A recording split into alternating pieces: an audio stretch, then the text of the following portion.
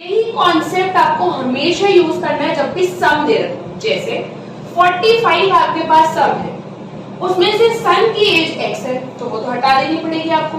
अगर 45 में से आप x हटा दोगे तब आपके पास मैन की एज आएगी। सो दैट मींस मैन की एज कितनी बची आपके पास? Exactly 45 minus x years.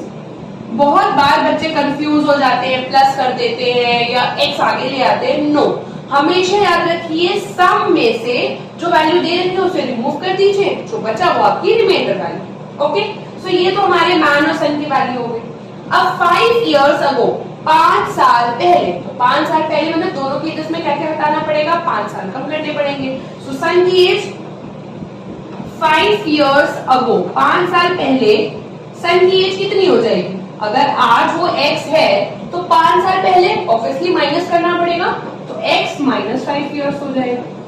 और ऐसे ही अगर बेटे की एज में कम कर रहे हैं तो मैन की एज में भी कम करेंगे। सो मैन की age, man age 5 years ago, अभी 45 माइनस x है, 5 साल पहले 45 माइनस x माइनस 5। सो 45 में से 5 माइनस करेंगे, the main equation.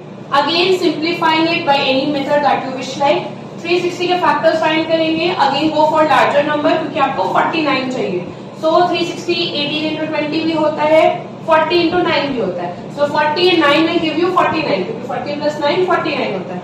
So 49 को हमने ब्रेक कर लिया। अब इन दोनों में से x कॉमन है, इन दोनों में से -9 कॉमन है। आपने दोनों ब्रैकेट्स बना लिए, आंसर आ गया 9 और 40। अब आप देख सकते हो 9 को मैंने हाईलाइट कर रखा है लेकिन 40 को मैंने हाईलाइट नहीं कर रखा, बट आंसर तो दोनों पॉजिटिव है। ऐसा क्यों किया है मैंने? नथिंग केयरफुली, दोनों का सम 45 इयर्स है। स्टार्टिंग क्वेश्चन में आपको दे रखा है अगर आज सन ही 40 इयर्स का हो जाए, अगर मैं x की वैल्यू 40 ले लूं, सन 40 है तो क्या मैन 5 इयर्स का होगा? क्या उसके फादर की एज 5 इयर्स होगी? क्या ये पॉसिबल है? नो। तो चाहे आपके आंसर दोनों पॉजिटिव आ रहे हैं, थोड़ा सा माइंड भी यूज करना है कि son already is 40 years, can man be 5 years? So no, x की वैल्यू कौन सी लेनी पड़ेगी? 9 लेनी पड़ेगी। सो अगर x 9 है, सो मैन की एज कितनी मानेगी? 45 minus x। So 45 minus 9 that is 36 years.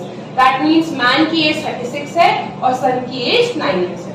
सो हो गई ना ये कॉम्प्लेक्स वर्ड प्रॉब्लम बहुत इजीली